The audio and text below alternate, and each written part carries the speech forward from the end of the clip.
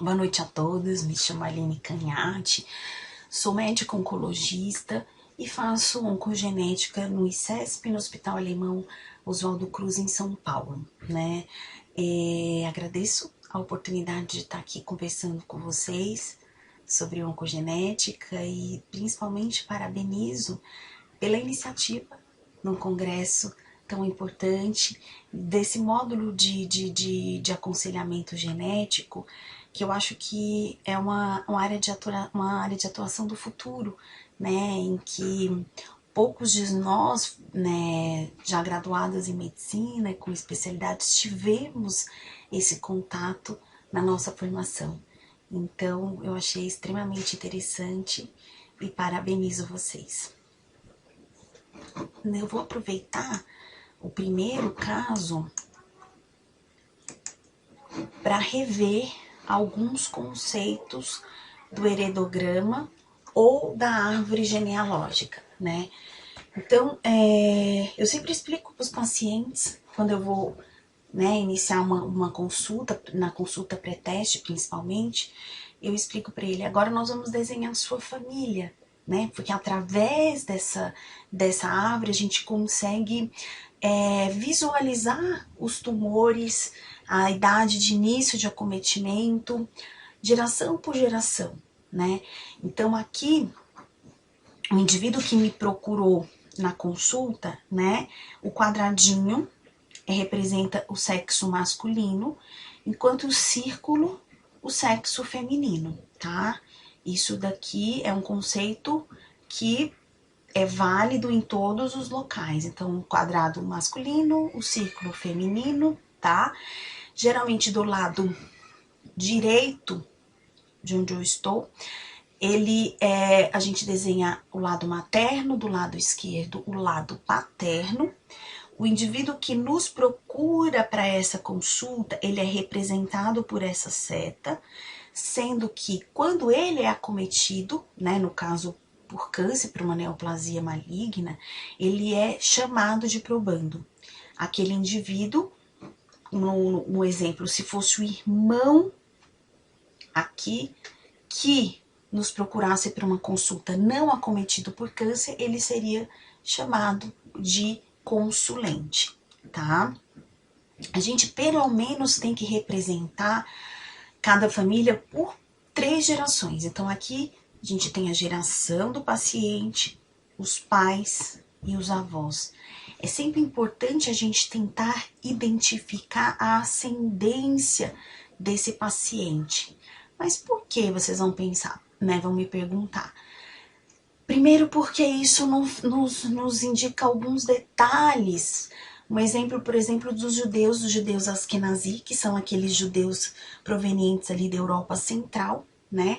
Eles têm umas mutações típicas, né, desse povo. Por exemplo, eles têm alterações específicas no genes BRCA1, 2 e uma no gene BRCA2, né? Então, por culturalmente eles casarem entre si, aquela alteração, né, vai perpetuando de geração por geração. Então, existe uma estimativa de um dado que cerca de 15% das mulheres judias com câncer de mama possui alguma alteração em um desses genes de predisposição hereditária ao câncer de mama e ovário, né?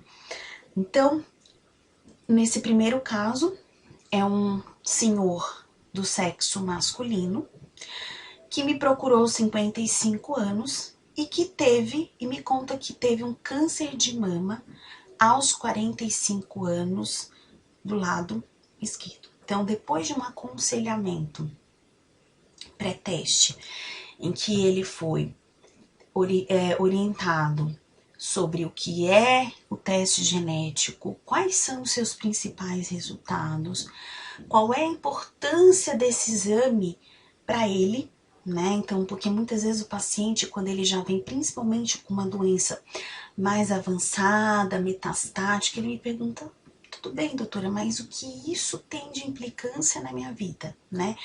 Então, eu explico para esse paciente que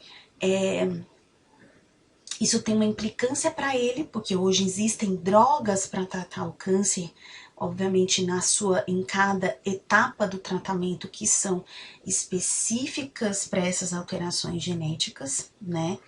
Quando é o cenário para utilizá-las, né? Explico que esse paciente que tem uma alteração genética, ele tem um risco de desenvolver outros tumores. Então, se eu sei disso, nós vamos fazer mais exames com o intuito de rastrear os outros tumores relacionados a essa síndrome, né?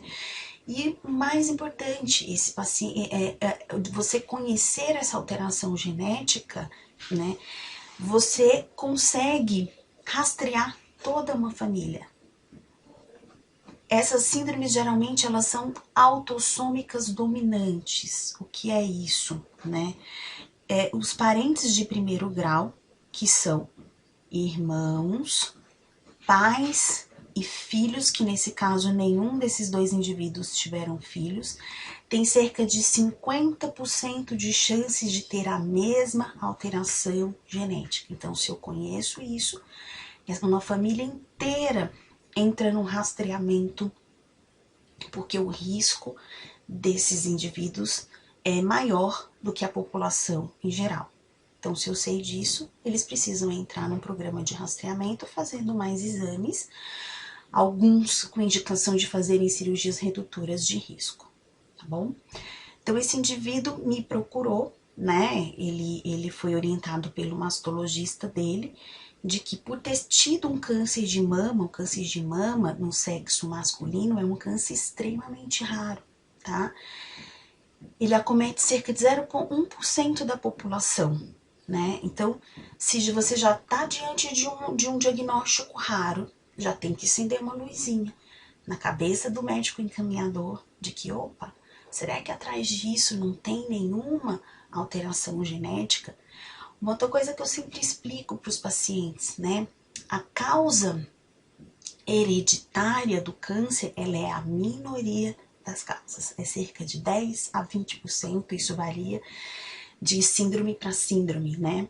80% das pessoas que têm câncer não é isso daqui que eu estudo, que eu faço, né? Então, se você está diante de um tumor tão raro, opa, tem que sinalizar que esse indivíduo precisa ser encaminhado para um aconselhamento genético. Então, depois de todas essas orientações, esse paciente fez o teste genético e dali mais ou menos 30 dias, 40 dias, ele volta em consulta, né, com esse resultado de exame. Foi encontrado uma variante patogênica no gene BRCA2. Então, o gene BRCA2, ele é um gene que faz parte, junto com o BRCA1, da síndrome de predisposição hereditária ao câncer, chamado mamovário, que hoje acho que até o NCCN já modificou como mama, ovário e pâncreas, né? Em que indivíduos portadores dessa alteração genética, eles têm um risco aumentado em relação à população em geral, de desenvolver câncer de mama, câncer de ovário, câncer de próstata, melanoma, que é um tipo de câncer de pele bem agressivo, e câncer de pâncreas, né? Então, se eu conheço se eu tenho essa informação, dali para frente, né, eu vou individualizar o acompanhamento desse paciente e de toda a família daqueles que forem portadores dessa mesma alteração, tá? Uma coisa que eu vou voltar aqui no heredograma para explicar para vocês. Aí vocês vão me perguntar, tudo bem, Aline, se você me explicou que essas síndromes, na grande maioria, elas são autossômicas dominantes, ou seja, elas passam de geração em geração, por que aqui só esse indivíduo em específico, né? Eu não olho a família dele, eu não vejo mais nenhum caso de câncer. Eu pus esse caso em particular justamente para a gente ter alguns conceitos, né, da oncogenética. Esse indivíduo, ele tem o que a gente chama de história familiar limitada. Se vocês observarem, tanto o pai quanto a mãe são filhos únicos, então a gente tem uma amostra pequena aí, né, às vezes o indivíduo tem alteração, mas você não consegue visualizar porque é uma família pequena, né? E se a gente observar, a mãe dele morreu muito jovem, vítima de um acidente automobilístico, aos 37 anos. Então, provavelmente pode ser até que ela era portadora da mesma alteração genética, mas que não deu tempo, porque morreu muito jovem, né, de manifestar. E uma outra coisa que chama a atenção é que esse indivíduo, os avós vieram tanto do lado materno quanto do lado paterno, quanto do lado paterno, vieram de Portugal, né? Na verdade, essa geração ficou em Portugal. E ele conta, ele fala, olha, meus avós são portugueses, né? Meus pais vieram para o Brasil muito jovens. Essa geração eu não tenho contato, ficou em Portugal. Então eu não tenho muita informação. Então ele tem, do ponto de vista da oncogenética, uma história familiar limitada, em que a gente tem poucos dados aí para poder coletar da história dessa família, que eu acho que vai ser o futuro, porque cada vez mais a gente vai tendo famílias menores, né, e com uma amostra menor. Graças a Deus, hoje em dia, a gente temos aí o painel multigênico para nos ajudar. Então, após esse resultado, conforme eu disse, esse indivíduo, a gente começou, vou contar para vocês o que eu dei de conduta para ele, né, nesse caso em específico. Ele começou com rastreio, ele manteve o acompanhamento que ele já fazia com o mastologista dele, fazendo exame físico, com um exame de imagem, tá? Iniciamos o rastreio da próstata, né, com PSA.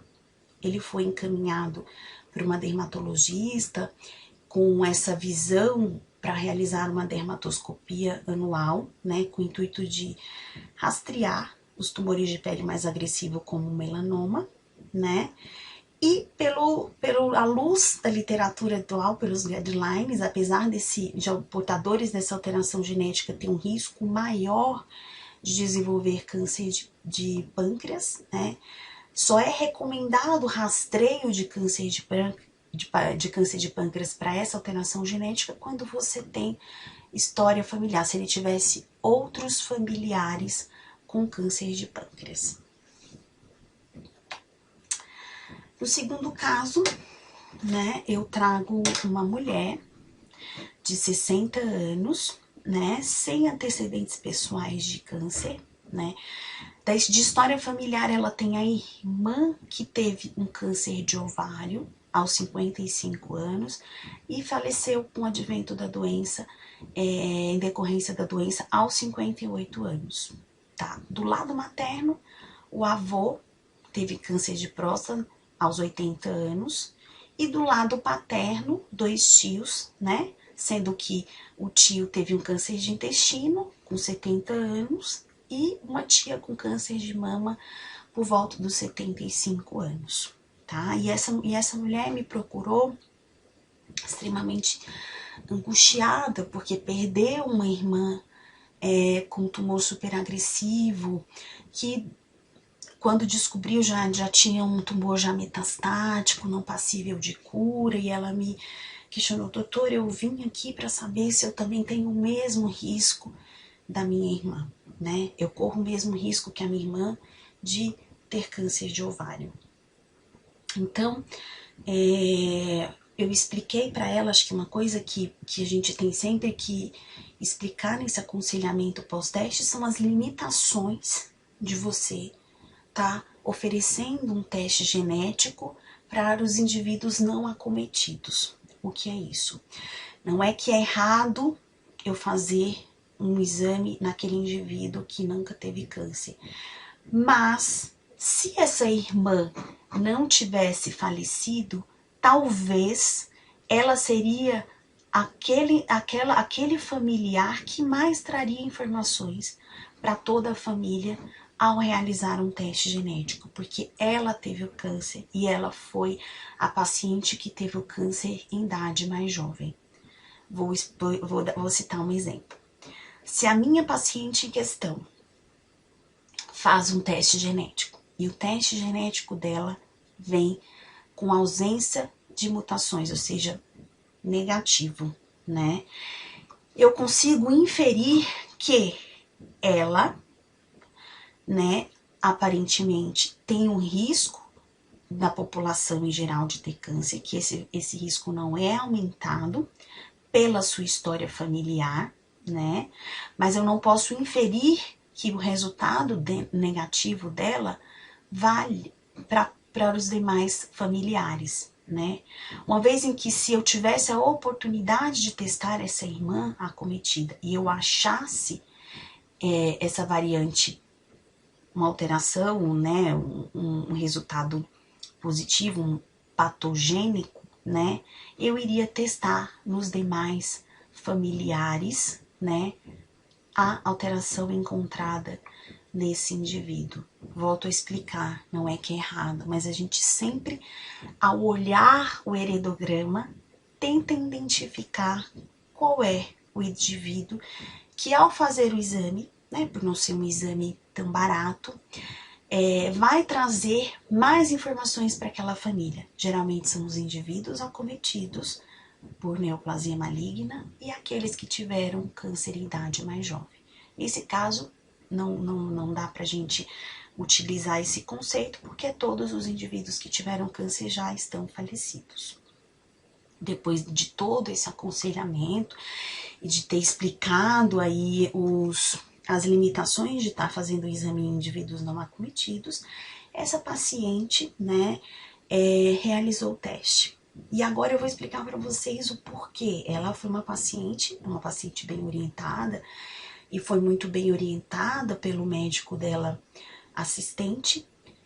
Por que ela ficou tão preocupada com a irmã que teve um câncer de ovário, né? Então, câncer de ovário, a gente está se referindo ao câncer de ovário epitelial de alto grau, cerca de 25% deles tem uma alteração hereditária, ou seja, 1/4 das pacientes que têm câncer de ovário tem uma alteração genética, né, em algum desses genes de predisposição hereditária ao câncer de ovário.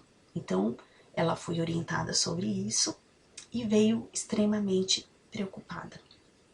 Por isso que, assim como todo homem com câncer de mama precisa passar por um aconselhamento genético, toda mulher portadora que teve, né, ou tem um histórico familiar, quando você não, né, já faleceu, de câncer de ovário epitelial de alto grau na família, também precisa desse aconselhamento para poder você estar solicitando aí o teste genético. E essa paciente volta em consulta para aconselhamento pós-teste, em que foi identificado, após uma realização de um painel multigênico, ou seja, ela fez um exame em que foram avaliados vários genes ao mesmo tempo de predisposição hereditária ao câncer, uma variante de significado incerto no gene RAD51D. A VUS é uma sigla, né, que significa variante de significado incerto, tá? O que é isso? Significa que no gene RAD51D houve uma troca de nucleotídeos que, pelo conhecimento atual, tá, não se sabe se essa alteração confere ou não um risco aumentado para essa paciente em questão de desenvolver câncer, tá? Eu trouxe esse caso para que vocês tenham contato com esse tipo de resultado, porque é muito comum tanto o paciente quanto o médico, que às vezes nos encaminha, ficarem desesperados diante dessa alteração. Então, a primeira coisa que eu explico para as pacientes é: quando você analisa vários genes ao mesmo tempo, em cerca de 30 a 40%, você vai estar diante de um resultado de uma variante de significado incerto. Ou seja, isso é muito comum. 30 a 40% é quase a metade dos pacientes que são submetidos a um teste genético, você vai estar. E o que o médico assistente desse paciente tem que, na prática clínica, tem que entender, assim como o próprio paciente, que esse exame ele não deve ser utilizado para tomar nenhuma conduta, seja de rastreio com exames, seja de condutas cirúrgicas. Por quê?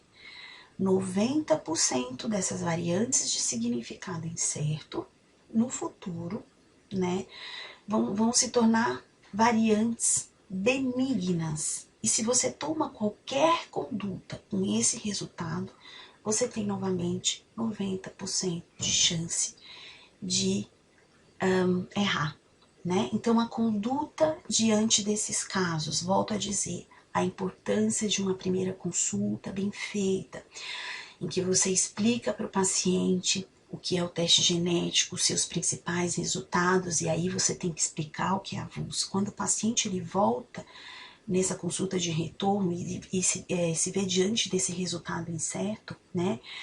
Ele já sabe desse conceito, ele já sabe que isso é comum, né? E que diante disso a gente não vai tomar nenhuma conduta, seja ela cirúrgica, seja de rastreio mais intenso. E que a recomendação diante desses casos é esse indivíduo permanecer em consultas anuais com o oncogeneticista, né? Em que a gente vai reclassificar essas variantes baseado na luz do conhecimento daquele momento, tá? Então, eu trouxe esse resultado para chamar a atenção. Diante de uma VUS, né, tanto o médico assistente não deve se tomar nenhuma conduta baseado nesse resultado.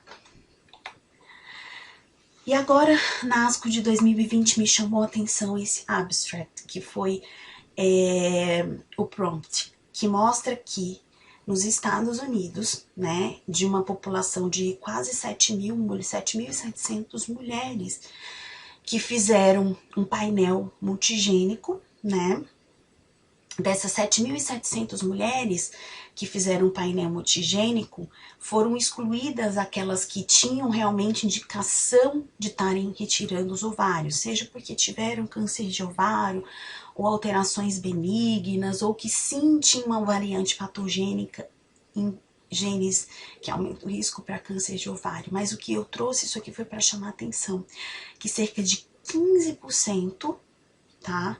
Dessas 7.700 mulheres, dessas 427 mulheres que foram aquele grupo, depois que eu retirei aqueles casos em que sim tinham indicação de estar tirando ovário, sobraram 427 mulheres, tá? 15% dessas 400 fizeram uma oforectomia baseado nessas variantes de significado incerto. E o que mais chama a atenção é que a grande maioria dessas mulheres, elas tinham menos do que 50 anos. E cerca de 60% delas tomaram, né, a decisão junto com o seu médico, juntamente com a recomendação médica, ou seja, o médico participou em conjunto com essas pacientes na definição de estar fazendo uma oforectomia baseado nessas variantes de significado, ou seja, 15% fizeram uma oforectomia baseado em variantes de significado incerto com menos de 50 anos, né? E essa mulher teve aí todos os complicadores de uma mulher que entra numa menopausa precoce, né? Na saúde óssea, na alteração cognitiva, no risco aumentado cardiovascular. Então é muito sério você tomar uma conduta, né, principalmente cirúrgica, com essas variantes de significado incerto. E nosso terceiro caso, né, é uma mulher que me procurou, né, depois de, na verdade ela me procurou por iniciativa própria, tá? É uma mulher de 60 anos que teve um diagnóstico de câncer de mama aos 25 anos, né? E perdeu uma irmã com câncer de mama, né, aos 58, mas que teve o diagnóstico de câncer de mama aos 55. E aí, quando ela perdeu essa irmã, ela já tinha tido uma tia materna que também teve câncer de mama, né? Ela pensou, mas tem alguma coisa estranha. Eu tive um câncer muito jovem, minha irmã acabou de falecer com câncer de mama, uma tia também teve câncer de mama e minha filha agora recentemente foi diagnosticado com câncer de tireoide. E o médico, cirurgião de cabeça e pescoço, disse a ela, não, tudo bem, você teve um câncer de tireoide, esse câncer de tireoide é comum mesmo na população em geral, principalmente do sexo feminino. Mas ela, muito orientada, resolveu passar em consulta, né? E após todo aquele aconselhamento genético, a paciente retorna cerca de 30, 40 dias depois com esse resultado de exame, em que foi encontrado uma mutação patogênica no gene TP53, tá? Chama atenção em específico para essa característica especial que é a troca, tá, da arginina por uma histidina nessa posição 337H do gene TP53. Então, é uma alteração muito comum, principalmente no sul e sudeste do Brasil. Então, provavelmente, alguns de vocês ao longo da vida vai estar diante de uma alteração genética assim, né? Cerca de 1 a cada 300 indivíduos na região do interior de São Paulo, do Paraná, é portador dessa alteração genética, enquanto que na síndrome clássica, que a gente chama, né, nos Estados Unidos e outros locais do mundo, encontrar alterações no gene TP53 é muito raro, é cerca de 1 a cada 20 mil pessoas, enquanto nessa região em específico, a cada 300 indivíduos, nasce com essa variante, né? Então, indivíduos portadores de alteração no gene TP53, eles têm um risco aumentado de ter câncer de mama, é o primeiro tumor mais prevalente na síndrome, né? E diferente do que o colega disse, o tumor de tireoide é o 4º tumor mais prevalente, né? E a paciente fez bem de ter nos procurado, pela importância de que agora a gente testou o restante da família e toda uma família vai começar a fazer parte de um rastreio intenso em que indivíduos portadores dessa síndrome, né, eles têm uma chance muito grande de ter alguma neoplasia maligna ao longo da vida, então eles ficam fazendo um rastreio a cada 3, 4 meses, com ressonância de corpo inteiro, com ressonância de crânio, exames laboratoriais. Por quê? Porque eles têm um risco aumentado de desenvolver tumores de câncer de mama, tireoide, sarcomas, os tumores, né, de tecido muscular, leucemias, e as crianças, né, principalmente na primeira infância, de ter tumores de córtex de adrenal. Então, por ser eu trouxe uma figura, né, que mostra, né, por que é tão prevalente essa alteração nessa região específica do Brasil, né? Porque a doutora Maria Isabel Achaz, na sua tese de doutorado, desenhou, né, onde ela encontrava uma grande quantidade de indivíduos acometidos por essa alteração genética e foi juntando as pecinhas e descobriu que provavelmente tudo isso está relacionado a um tropeiro do século XVIII, né, em que eles passavam muito tempo fora de casa e aí ele ia construindo famílias ao longo de onde ele passava e aí assim disseminando, né, essa alteração genética aí. Uma coisa que é importante a gente salientar e diferenciar a síndrome que a gente chama síndrome brasileira, ou R3T7H, da síndrome clássica do TP53, é que geralmente os indivíduos nessa síndrome brasileira, eles desenvolvem câncer numa idade mais tardia, ou seja, após os 50 anos, né? E há uma grande prevalência aí pelos tumores de mama e de córtex de adrenal. Agradeço novamente a comissão organizadora, me deixo à disposição para retirar dúvidas de vocês. Um abraço e uma boa noite.